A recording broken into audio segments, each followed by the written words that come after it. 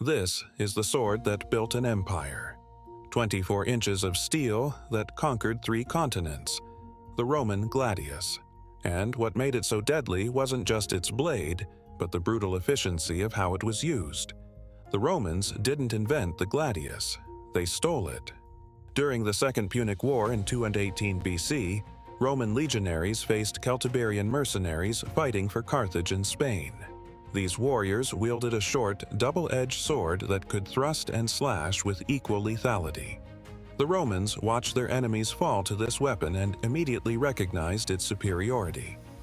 By 209 BC, after the Battle of Cartagena, General Scipio Africanus had the conquered inhabitants producing these swords for Roman troops. They called it the Gladius Hispaniensis, the Spanish sword. But the Romans didn't just copy it. They perfected it. Early versions had blades over 60 centimeters long. Through centuries of warfare, Roman smiths refined the design, shortening it to 45 to 50 centimeters.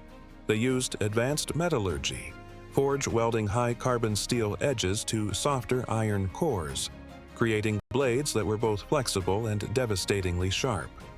The result was a weapon weighing just 700 grams to 1 kilogram, light enough for rapid strikes, heavy enough to punch through armor.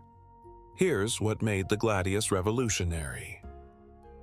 While Celtic warriors swung long swords that needed space, Roman legionaries fought shoulder to shoulder in tight formations. The Gladius was designed for this.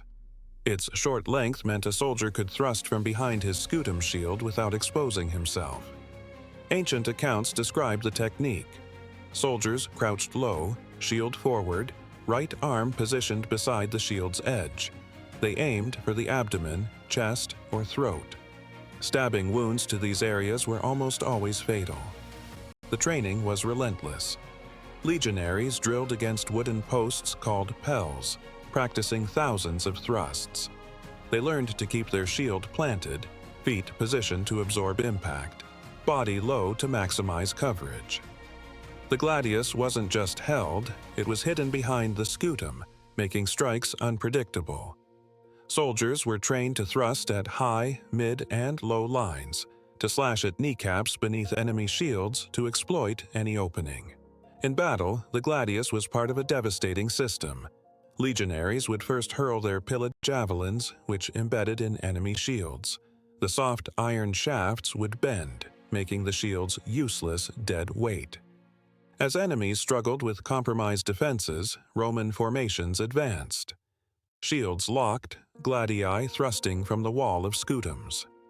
The Macedonians, who faced this tactic, were horrified by the dismembered bodies left behind.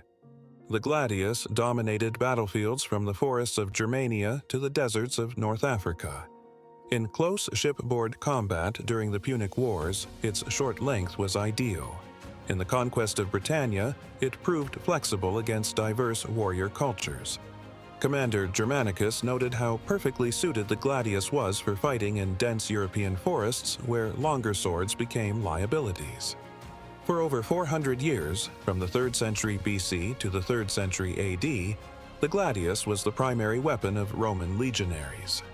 It wasn't just a sword, it was the instrument of Roman discipline, the physical manifestation of their tactical superiority. Every thrust represented centuries of refinement, every blade a testament to Rome's ability to adapt and dominate. The Gladius didn't just conquer territories, it forged an empire.